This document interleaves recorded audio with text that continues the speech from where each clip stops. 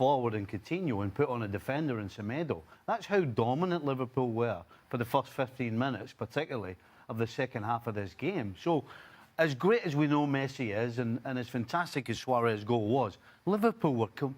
Barcelona could not get out their half of the first 15 minutes of this game, the second half of this game. But the problem is they lost 3-0. And because you started this show by saying, was it because they took the chances? You really could sum that up. Absolutely. Yes, Salah should have scored. Salah had another one saved from Ter Stegen. Mane should have scored. Milner had a couple of chances where he could have done better. So, absolutely, this was not about who were the best team. This was about a team that didn't take the chances, and the other team had a guy called Messi. By the way, just as a side note, I don't know how a team loses 3-0 and your left back gets a 9 on the player rating. Oh, Stevie, you said he was excellent as well. Absolutely. Yeah, but absolutely, played some great balls forward. He made 2. A 9? He made 2. You lost 3-0. He made 2 tackles. He made 2 tackles that were goal-saving tackles, and every other thing came down the other side. So every other thing came 9. down the other side. A 9. Absolutely. Losing 3-0. Absolutely. Semi-final Champions League. Yep. Okay. Excellent. Never put a foot wrong all night and saved 2 goals. I don't know what else you want from him. Well, not allowed 3 goals. By the way, he put a couple of fantastic balls in the box as well. Right. I'm not going to get caught up in whether Robertson has a 9 or not, but I can tell you that for anybody, you can't get a 9 when you lose 3-0. I'm just saying. So if the goalkeeper makes 20 saves and you lose 3-0, you're going to give him a 5. He doesn't get a 9. But whatever. It's neither here nor there. I will suggest that Ernesto Valverde deserves credit here because the change that you're talking about in recognizing, when you see Semedo warming up, it's like, well, maybe he's going to bring him for the pace because they were struggling down that side and Sergio Roberto was struggling.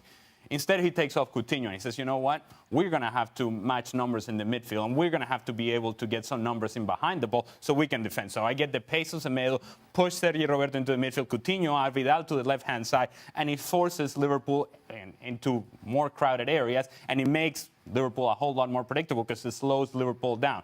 Slowing Liverpool down, then they cannot take advantage of their athleticism and their ability to try to isolate Barcelona in 1v1 situations. After that change happened and Barcelona settled down, they became a different team in the second half. The game was more even, and that's when Barcelona and Lionel Messi took over. That's where they distanced themselves. It's interesting watching Coutinho play, considering the Coutinho that was at Liverpool and was such a shining star, and Barcelona paid so much money. Alongside Suarez and Messi, he looks so average, doesn't he? So average. Yeah, but he's not. But he has been this season for Barcelona. It's going to be a big conundrum for Valverde going forward. Oh, I agree, but he's not average, but he's playing average. Yeah. That's the difference. He is not an average player, he's clearly, but he's playing... I think he's just finding it difficult.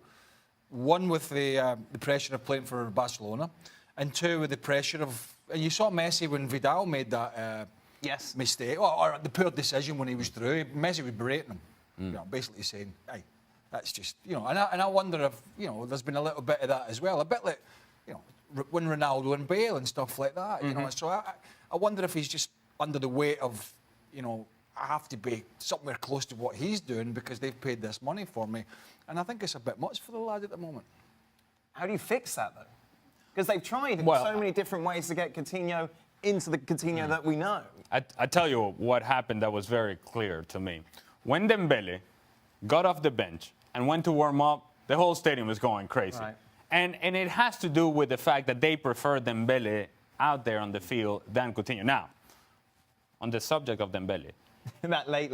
Well, he could have killed this off 100%. See you guys later. It's all over. And even though it's 3-0, it will be nearly impossible for Liverpool to come back. He had 2 chances in the end. In particular, the last one. Make it 4-0, we're not even having a conversation. But Dembele is a guy that gives this team the athleticism that perhaps they don't have with some of the other guys. Luis Suarez running around, although he's a pain in the backside, he's a great striker, and his movement of the ball is fantastic, he doesn't quite have the pace to stretch back lines.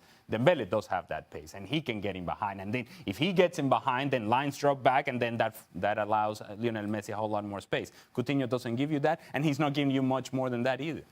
As a player, when you join a club like Barcelona that has superstars in it, people talk about, well, you take time to settle in. Well, what that means is it takes time for you to feel as though you belong.